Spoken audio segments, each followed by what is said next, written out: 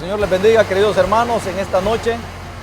Es una bendición poder llegar a cada uno en sus hogares, pidiendo las disculpas del caso por iniciar unos minutos más tarde a este espacio de preguntas y respuestas, pero por razones de la fuerte lluvia que cae acá en la ciudad de Aguilares, pues nos hemos tenido que retardar un poquitito en la transmisión.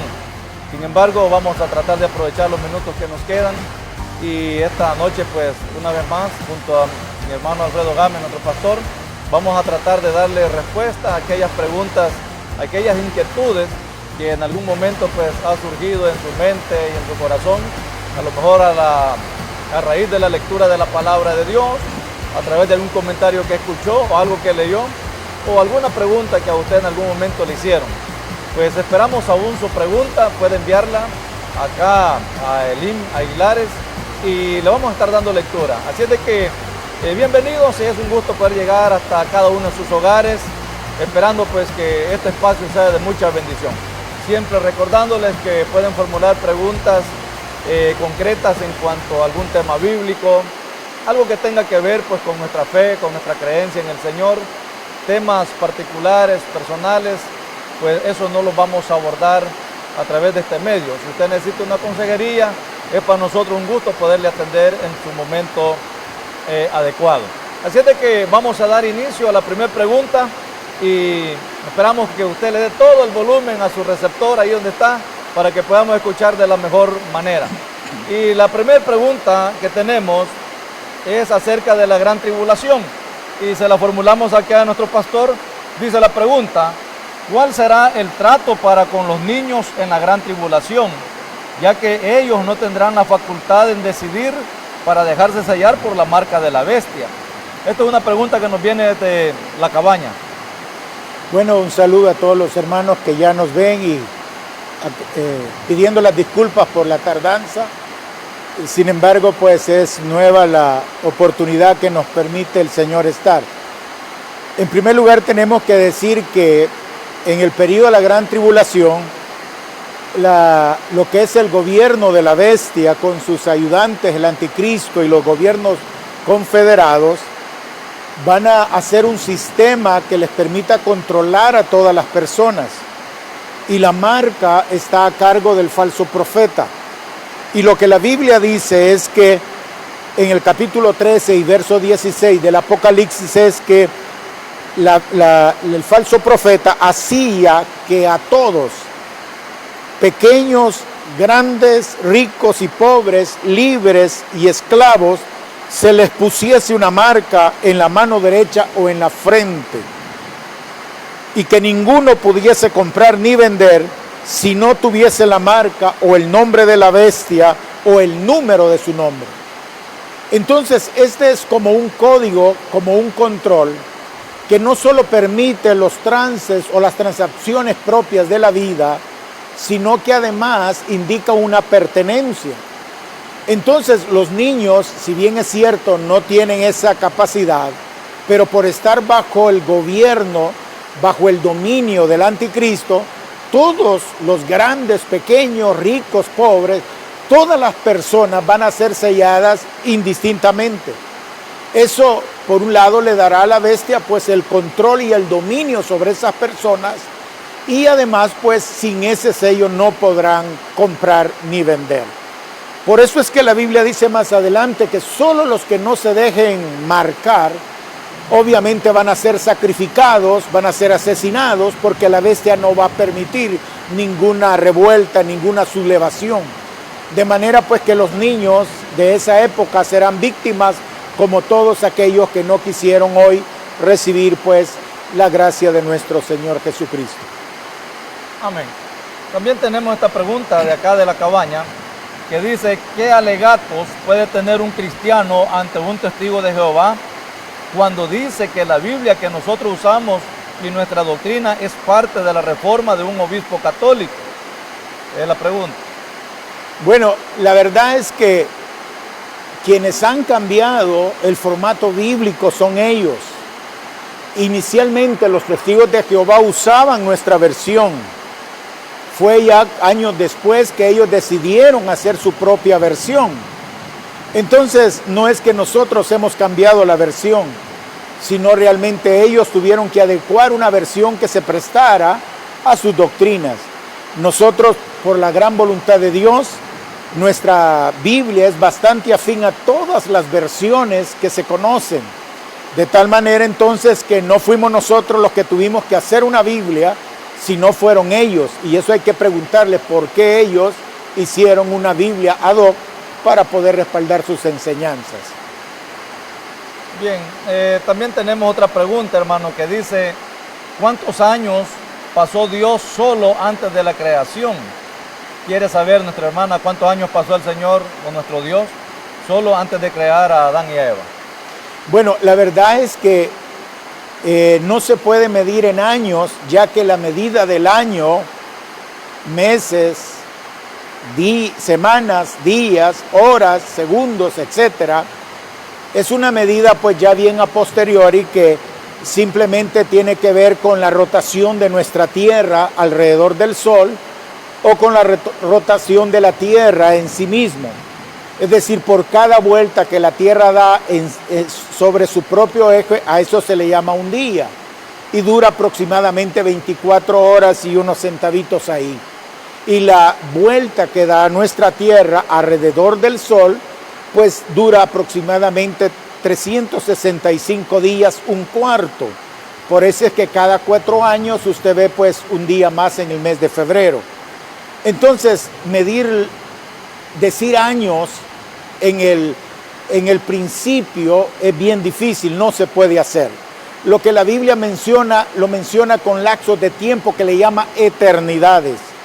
No sabemos cuántas eternidades pasó Dios en su soledad. Lo que sí sabemos es que en un momento dado, si se le puede llamar tiempo, Dios comenzó a crear los cielos, luego su ejército, los ángeles, luego la tierra, etcétera, hasta nuestra fecha. Pero no podemos precisar cuánto tiempo Dios pasó en su absoluta soledad. Así que no son años, sino que se mide por eternidades. Por eso es que la Biblia dice que desde la eternidad y hasta la eternidad sea el nombre de Dios alabado, glorificado, exaltado. Así que fueron eternidades que no las podemos precisar en años. Amén. Solo recordarles, hermanos, que aún pueden enviar sus preguntas y con gusto vamos a tratar de responderlas si el tiempo nos alcanzara.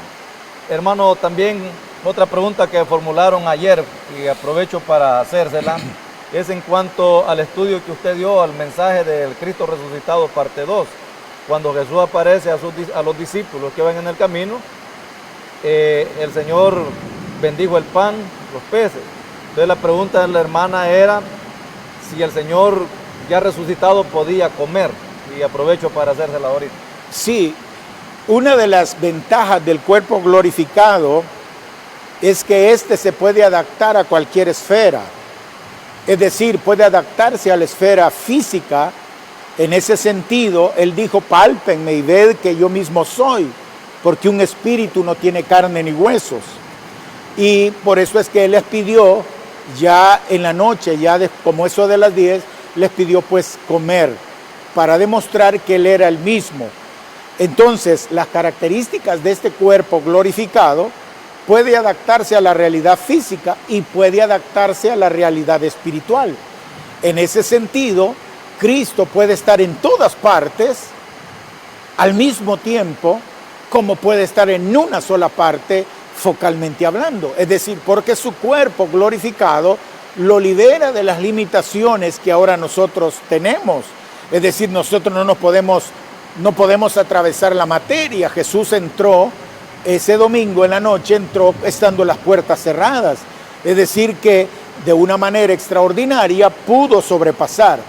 Si seguimos observando el comportamiento del cuerpo, pudo comer el pez y un panal de miel que le dieron. Y si seguimos observando la Biblia, nos damos cuenta que el Señor pudo ascender a los cielos en una nube, venciendo la gravedad.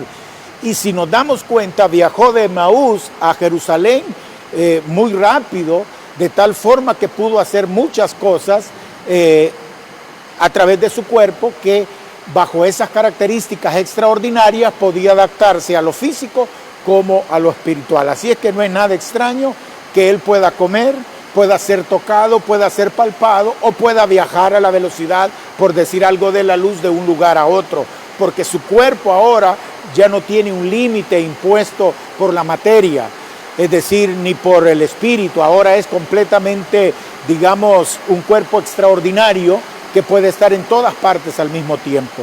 Así que sus características del cuerpo glorificado le permiten todas estas situaciones que nosotros vemos en la Biblia. Hermano, siempre en relación a esto, a mí en lo personal me hacían la pregunta si ese cuerpo de Cristo es el mismo que se le dará a los cristianos, similar. Sí. Y si en la segunda venida de Cristo, que la iglesia venga con el Señor, es el mismo cuerpo el que vamos a traer. Exactamente. La Biblia declara en la carta a los Filipenses que dice así, capítulo 3 y verso 21, mas nuestra ciudadanía está en los cielos, de donde también esperamos al Salvador, al Señor Jesucristo, el cual, dice, transformará el cuerpo de la humillación nuestra para que sea semejante al cuerpo de la gloria suya, por el poder con el cual puede también sujetar a sí mismo todas las cosas.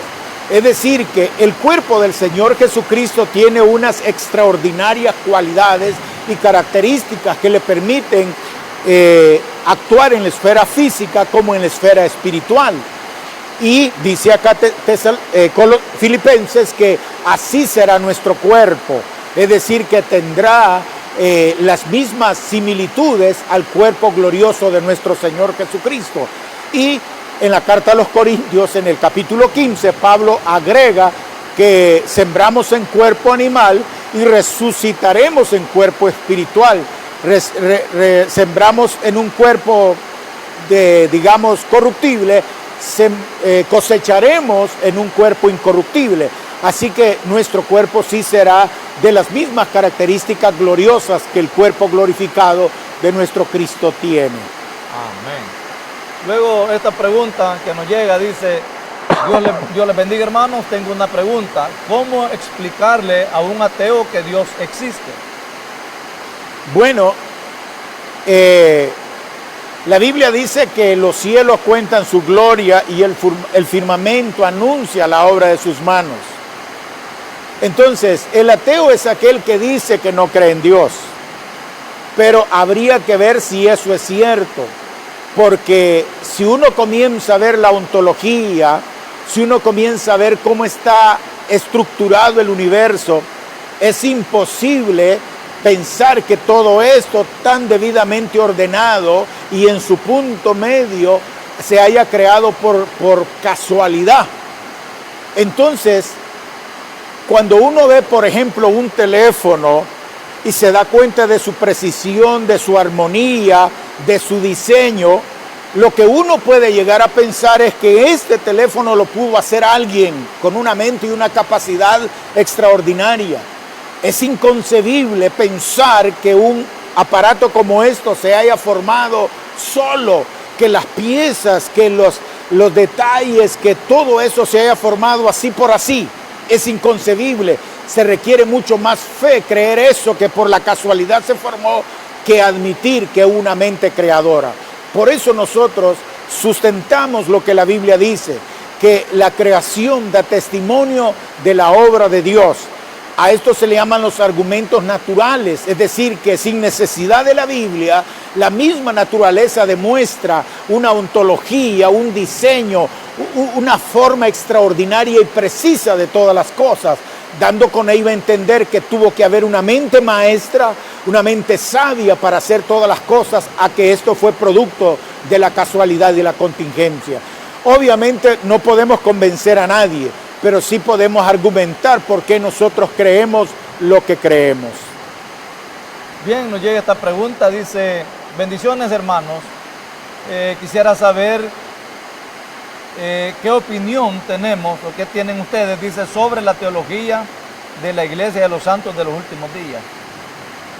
Bueno, como todas las religiones y sectas, obviamente están fundamentadas en algunas cosas parecidas a la Biblia. Ellos pues sostienen que su profeta fue enseñado por un ángel que le dio unas leyes parecidas a las nuestras. independientemente de lo que ellos creen, nosotros seguimos sosteniendo que la revelación exhaustiva de Dios, es decir, de manera personal, no ambigua, está en la palabra.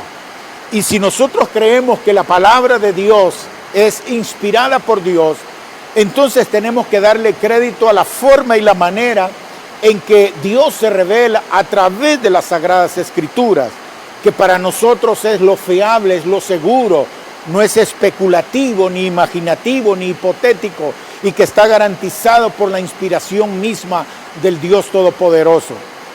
Lo que ellos piensen en su doctrina o digan, pues tendrán sus valoraciones, pero nosotros que seguimos creyendo que Jesucristo es el camino, la verdad y la vida, y que nadie irá al Padre si no es por Él. Amén. Luego dice esta pregunta, aunque estamos lejos de Navidad, pero llega la pregunta y se la voy a hacer. Dice, Dios le bendiga, tengo una inquietud. Según la Biblia, ¿es pecado celebrar la Navidad? Dependiendo a qué le llame usted Navidad. Navidad tiene que ver con el nacimiento de Jesucristo. Si eso es entendido así, pues obviamente no hay nada mal. Pero si Navidad usted lo tiene que ver con la fiesta, con las celebraciones mundanas y paganas, con esa manera de comercio y de consumo que hay, pues obviamente no tiene nada que ver. La Navidad tiene que ver, si es el entender, con el nacimiento de Jesús. Dice la Biblia, ha nacido hoy un Salvador que se llama Cristo el Señor. Ahora, la Navidad como el mundo la presenta, como el comercio, como la religión la presenta, pues esa es otra cosa. Pero si la Navidad es, como lo dice la Biblia, en los evangelios, la forma y manera como Jesús vino al mundo, es extraordinario, porque el nacimiento de Jesús fue virginal, fue milagroso, fue extraordinario, fue maravilloso. Aquel Verbo se hizo carne y habitó entre nosotros y vimos su gloria como la gloria del unigénito Hijo del Padre, lleno de gracia y de verdad. Si a eso se refiere la Navidad que usted cree, ¿cómo va a ser pecado? Al contrario, nos vamos a alegrar y nos vamos a gozar. Pero si usted cree que la Navidad es poner artefactos ahí, poner ídolos ahí, hacer cierto tipo personajes extraños como Santa Claus y todos los demás, eso es otra cosa. Eso es comercio, religiosidad, pero no es nada que ver con lo que la Biblia presenta. Pero si por el contrario, la Navidad es cuando Cristo nació, y como lo determina Juan en el capítulo número 1, aquella luz verdadera que alumbra a todo hombre venía a este mundo lleno de gracia y de verdad, pues ¿cómo no nos vamos a gozar con el cielo por ese don inefable que es Jesucristo? Cuando cuando Jesucristo vuelva por segunda vez, la iglesia viene con Él a establecer su reino milenial. La pregunta es que ¿a qué se refiere cuando dice que nosotros también juzgaremos con Él? ¿Qué es lo que se va a juzgar como iglesia? Bueno, lo que ocurre es que la iglesia, por ser consorte del Señor, va a juzgar a las tribus de Israel, va a juzgar a la gente que sobreviva a ese reino, va a juzgar a los ángeles inclusive. Es decir, la iglesia va a tener un papel bastante fuerte y activo dentro de lo que es el gobierno de nuestro Señor Jesucristo, que será por mínimo 1000 años. Entonces la iglesia no va a ser un ente pasivo ahí, olvidado, no va a ser por eso es que la Biblia dice que además de eso nosotros somos reyes y sacerdotes. Es decir, vamos a tener un trabajo extraordinario en favor de aquellos sobre los cuales el Hijo de Dios reine. Bien. Esta pregunta dice, ¿cuánto tiempo pasó desde la creación de Adán hasta su caída? Es también indefinido. La Biblia no revela el tiempo ni da indicios. Solamente menciona en el Génesis que tenemos los dos relatos.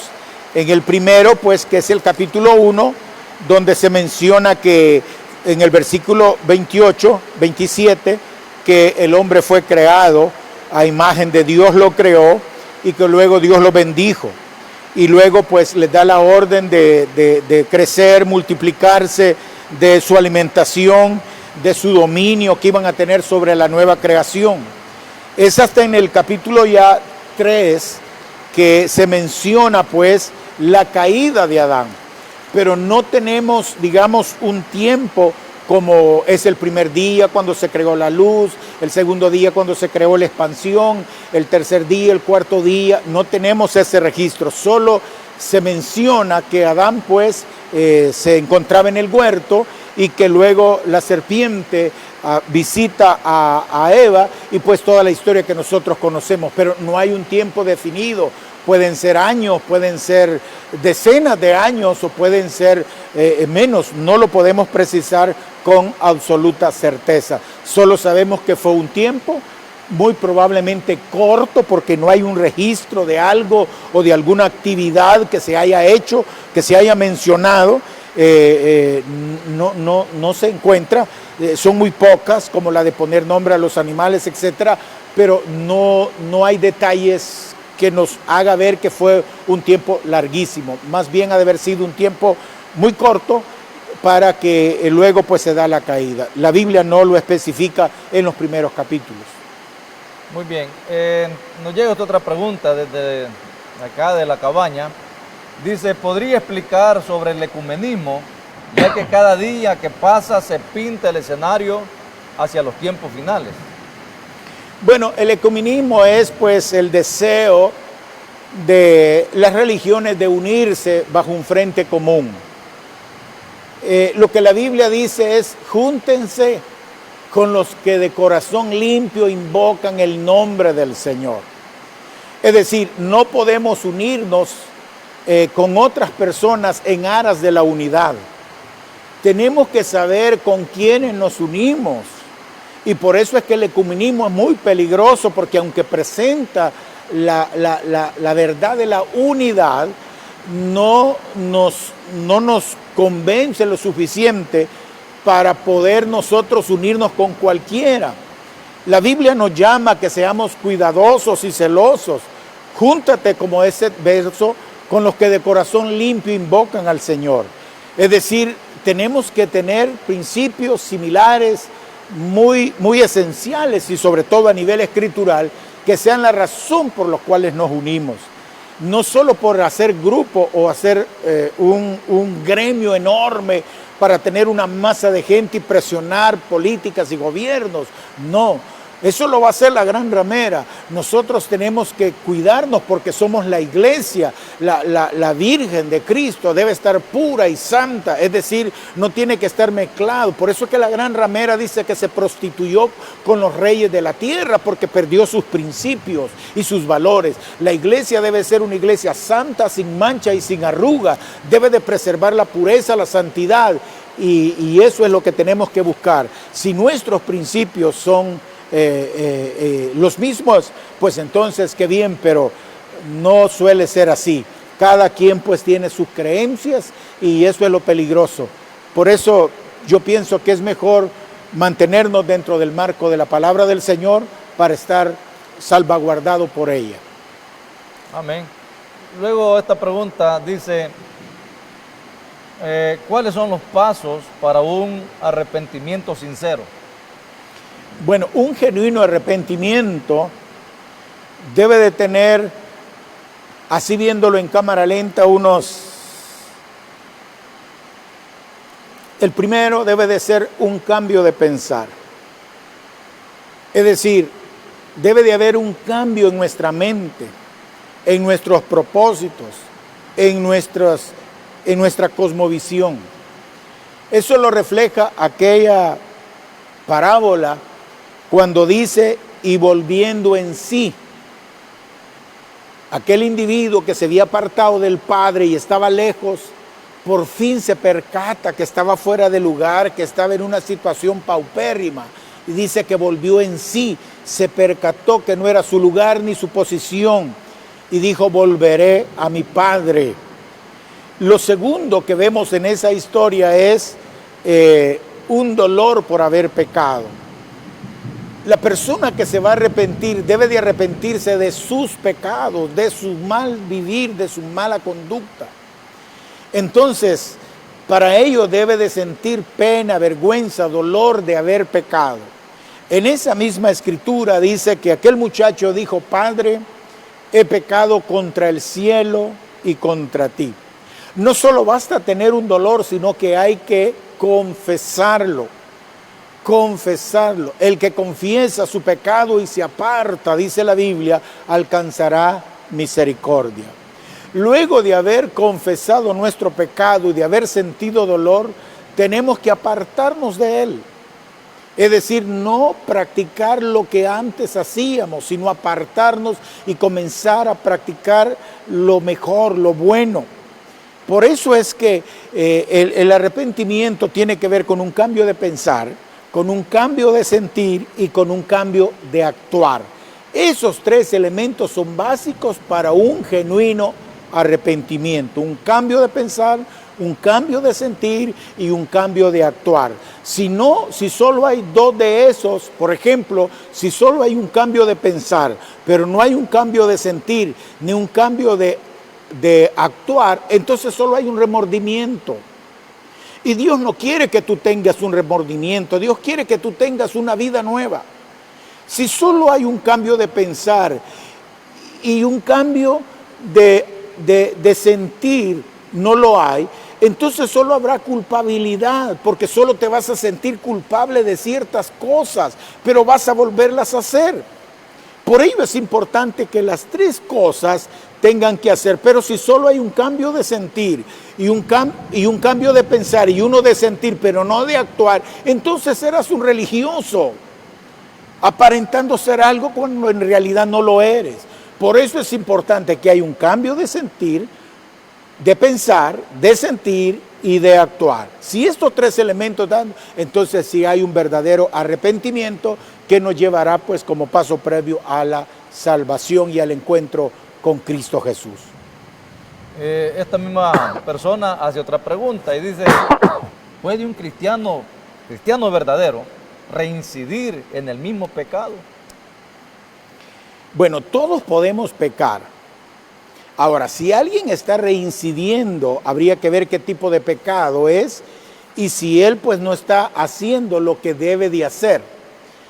Uno de los errores que a veces cometemos es que, por ejemplo, si alguien tiene problemas con la bebida, por decir uno, entonces está luchando por no tomar, pero se junta con bolos, pero anda en fiestas, pero anda donde regalan trago, pero andan expuestos a que tarde o temprano la situación se le complique. Entonces, como no se ha fortalecido y como no se aparta de esos lugares peligrosos, lo más seguro es que vuelva a caer. Entre más cerca pase usted del precipicio, más fácil es que se caiga al precipicio. Lo ideal es que usted tome medidas, ponga límites, apártese de aquellas personas. La Biblia dice que las malas conversaciones corrompen las buenas costumbres. Entonces, es posible que por eso usted esté reincidiendo, porque aunque es cristiano y quiere no hacerlo, no ha dejado todavía ese tipo de accionar que lo lleva a fracasar una y otra vez. Pero si usted toma las precauciones, pues sin duda alguna que el Espíritu de Dios le va a dar la fuerza para vencer esa tentación y ese pecado. También acá nuestra hermana nos hace una pregunta siempre acerca de la Navidad, que tiene esa inquietud, y es que si es pecado poner árbol de Navidad para un cristiano. El problema es que dentro de el origen del árbol navideño tiene un origen oscuro,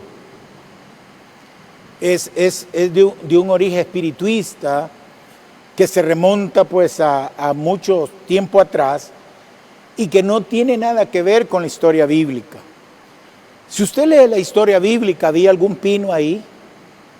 ¿Había algún árbol ahí con adornos? ¿No? Entonces, ¿de dónde surge el árbol? ¿De dónde surge el pino? Pues obviamente su origen es pagano. Hay, digamos, historias del árbol que es el culto a la virilidad. Nosotros no hacemos eso.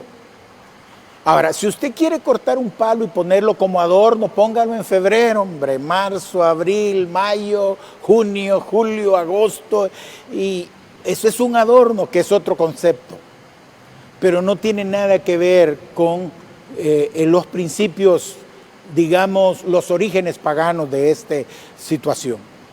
¿Por qué no adorna su casa de otra forma? Que sea más natural y más propia, más autóctona. Yo no creo. Ahora, si usted cree que el árbol de esa fecha es un adorno, pues entonces no lo quite, póngalo donde usted quiera y déle ese concepto de adorno. Pero si le dé un concepto de que ahí está el nacimiento, que ya entramos en una situación de idolatría, de paganismo, que no le aconsejo que lo haga, ¿verdad? Sino que manténgase dentro de lo que la Biblia dice y lo que representa el nuevo nacimiento. Recuérdese que Dios nos llamó a que nosotros celebráramos el nacimiento. Dios nos llamó a que celebráramos su muerte en la cruz del Calvario. Y por otro lado, se sabe que Jesús no nació en época que se celebra. La celebración esa es a otras entidades que luego las adoptaron los cristianos, pero no son representativos de la época ni de los días en que Jesús nació. Entonces no se debería hacer así como Navidad. Esta pregunta dice, ¿sería una falta que en las redes juveniles no se use mantelina, las que están predicando la palabra de Dios? ¿Qué aconseja a nuestras jovencitas de la iglesia? Bueno, yo pensaría que nosotros no hemos perdido nuestro espíritu cristiano. Es decir, una de las funciones que tiene la mantelina es o el cubrirse, porque mantelina es un nombre que nosotros le damos, pero el cubrirse es que estamos bajo autoridad. Y si nosotros estamos bajo autoridad, pues entonces debíamos de señalar eso. Porque Pablo explica, pues, no importa en la época que vivamos, lo que importa es lo que la Biblia dice. Cuando una persona se cubre por razones de peso, como por ejemplo, por reconocer el orden que Dios ha establecido. Saber que cuando nosotros hacemos cosas espirituales, Dios está involucrado, sus ángeles. En fin, yo pues pediría pues que aquellas que predican al ponerse o al cubrirse están demostrando que están bajo autoridad, es decir, que han sido delegadas para hacer eso, que no es de su iniciativa, sino que han sido delegadas por una autoridad, que es lo que la Biblia enseña en la carta del apóstol Pablo a los Corintios. Bien, dice esta pregunta, ¿a qué se refiere cuando la Biblia dice que la mujer se va a salvar teniendo hijos? Quisiera aquí que le explique, por favor. Bueno, esa escritura demuestra pues que todos sabemos que el tener hijos es una bendición de Dios, ¿verdad? Y obviamente pues las personas que tienen ese privilegio, como son las mujeres, dan pues la vida y todo eso. Ahora, la forma en que ahí está establecido es que se van a salvar engendrando hijos. Hay otra opinión que sostiene que se refiere a lo que es el evangelismo, dado de que las mujeres no pueden engendrar hijos porque no es así el proceso. Entonces sostienen que es pues una referencia a lo que es el evangelismo, donde las personas, las mujeres, pueden evangelizar y al evangelizar pueden realmente ser mensajeras de la palabra de Dios y estas pues a su vez pueden tener la bendición de llevar este mensaje maravilloso. En todo caso, la salvación sabemos que es un don gratuito, que no es por obras, que es por la fe, y esto ni siquiera nuestro, sino que es un don de Dios. Entonces, yo preferiría quedarme con eso, que la salvación es por gracia, por medio de la fe, y esto no de nosotros, sino que es un don de Dios. La Biblia dice, por gracia sois salvos. Todas las personas que se han de salvar lo harán solo por la gracia de Dios, por ningún otro elemento que tenga que ver con el accionar humano. Bien, dice esta pregunta, ¿en cuál juicio estaremos nosotros los creyentes según los juicios de Dios? Bueno, cuando se estudian los juicios de Dios, hay que tener en cuenta que está el juicio de los judíos, está el juicio de las naciones, que está el juicio de los cristianos y que está el juicio del gran trono blanco. Cada uno de estos juicios van a haber personas completamente diferentes. En el juicio de los judíos, pues obviamente solo van a estar los judíos. En el juicio que se le llama el juicio de las naciones, que está en San Mateo 25, solo van a estar las naciones de la última generación de esa época. Y luego está el juicio del gran trono blanco, que será el juicio de Apocalipsis 20, donde van a aparecer todos los inconversos de todos los tiempos para rendir cuenta a Dios. Pero está el juicio de los cristianos, que es el que Romanos y la carta a los Corintios menciona, que dice que todos compareceremos ante el tribunal de Cristo. Es decir, que ese juicio es donde todos los cristianos han de comparecer para rendir cuentas a Dios de lo que han hecho mientras estaban en la carne. Y de acuerdo a ese accionar serán recompensados. No es para ser salvos porque ya lo son, sino que serán recompensados de acuerdo a su obra. Dice Corintios que si alguien edificó heno, hoja, hojarasca o madera, el fuego la probará. Pero los que edificaron oro, plata y piedras preciosas, el fuego la probará. Si la obra de alguno se quema, pues no recibirá recompensa. Pero si digamos, edificaron piedras preciosas, oro, entonces el fuego lo va a purificar y estos recibirán recompensa. Entonces los cristianos van a estar en el juicio del tribunal de Cristo, el juicio del tribunal de Cristo. Son las 7:30. Ya, topemos entonces. ¿Termina usted o yo? No, termine usted. Hermanos, hemos llegado a un horario de 7:30 de la noche y una vez más pidiendo disculpas por haber iniciado 20 minutos más tarde, pero era debido a la fuerte lluvia que teníamos acá en la ciudad de Aguilares. Sin embargo, con estas preguntas y con estas respuestas que hemos tratado de dar, esperamos haber resuelto las inquietudes que algunos de ustedes tenían y que con su inquietud y su pregunta, pues muchos hemos aprendido. Un saludo donde quiera que ustedes nos estén sintonizando. Esperamos verles el día viernes, si Dios lo quiere, si Dios nos da vida, pues en el horario como siempre lo hemos estado haciendo. Este día lo programamos hasta las 7:30 porque en tiempo de preguntas y respuestas un poquito más largo. Así es de que agradecemos a nuestro hermano pastor, a cada uno de ustedes por haber estado con nosotros. Que el Señor les bendiga grandemente y sobre todo que la paz de Dios reine en vuestros corazones. Que el Señor les bendiga, hermanos.